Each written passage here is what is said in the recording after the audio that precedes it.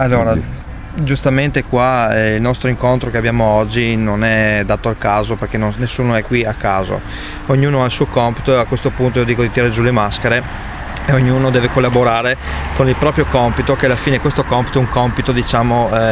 di tutti quanti, solamente che ognuno sa gestire la sua propria fetta, le sue proprie esperienze che ha acquisito durante la vita e quindi deve mettere in pratica diciamo la sua esperienza. Tu cosa faresti per migliorare questa cosa? Innanzitutto io sono la parte spirituale, dove che appunto io diciamo mi sento questo compito più spirituale che più tecnico, come in qualche modo lo sta eseguendo nel miglior modo il dottor Ferraro. Io sono a conoscenza di tante cose spirituali, dove che appunto dovrei divulgare dei messaggi, che sono d'accordo pienamente con il dottor Ferraro di fare diciamo questa conoscenza, questa marcia, o diciamo anche qualche mezzo per cominciare diciamo a fare attrazione per poter fare questa marcia, e in più non solo i mezzi ma anche diciamo dei discorsi che sono validi, che non sono mai stati detti fino ad ora e che potrebbero essere ancora più sconvolgenti e scomodi, perché ci potremmo ritrovare addosso delle persone che non accetteranno diciamo questo discorso, che fa parte di un equilibrio perfetto, dove che il bene e il male non si deve più scontrare ma portare diciamo a un equilibrio molto diciamo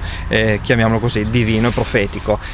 E di conseguenza questo messaggio è adatto a tutti i popoli, quindi non al popolo italiano, ma bensì se tutti i popoli si riuniranno in armonia e dove capiranno e accetteranno una vera verità che non è fatta da pestamenti oppure da determinati tornaconto, allora a questo punto ci ritroveremo tutti a avere un unico compito, che è quello dell'amore, e incominciare finalmente a vivere la nostra vita da liberi e non da schiavi, come che appunto ci hanno messo in testa fino ad oggi con tutte le tecnologie e anche pensieri mentali. Che lavoro fai? Io attualmente mi occupo di pubblicità, ero un ex investigatore, ho lavorato anche in 118 e ho fatto tantissimi lavori, dove che mi ha portato ad avere diciamo delle esperienze, toccarle con mano e anche a capire in qualche modo chi sono, chi siamo e cosa dobbiamo fare, ed è questo ed è giusto che lo sappiano tutti, non solo quelli che in qualche modo si svegliano da soli, ma siamo qui per aiutare tutti. E anche se ci mettiamo diciamo la pelle in qualche modo perché siamo scomodi, cercheremo di farlo nel miglior modo e eventualmente continueremo anche con lo spirito, se non riusciremo a farlo con le pelle. Approfitto per integrare quello che dice lui, un pezzettino di quello che riusciremo a fare, se riusciremo a organizzarci, anche salvare le migliaia di donne immesse in questi circuiti, i bambini vittime di tutto ciò. Questo richiede una grande organizzazione, perché loro hanno un potere di controllo immenso,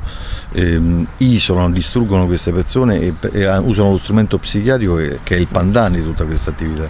perché denunciare un'attività folle, perché i malati schizofrenici, psicopatici sono loro, è sostanzialmente quasi specchiarsi con quella, quindi la trappola scatta quasi in automatico. Continuare a parlare di quello che si è capito e saputo fa scattare l'ulteriore trappola più grave, il meccanismo dell'iroide. Togliergli di mano questo potere vuol dire dare una sponda a queste persone per essere protette e liberarle. C'è una storia, Katie O'Brien in America, una donna salvata da un uomo che l'amava. Io ho fallito il mio compito, la povera ragazza della povera donna della Cecchignola sta lì, tra l'altro vive benino, non è che sta male, poi dopo gli ridanno un ruolo, hanno un potere, addirittura gli fanno fare piccole carriere politiche, le comprano in tutti i modi possibili e immaginabili, dopo averle condizionate, trattate mentalmente e così via. Ai bambini che stavano in quella casa, le bambine che stavano vicino, purtroppo io non so che fine hanno fatto e non lo potevo sapere ovviamente, perché non potevo rimanere in quell'ambiente,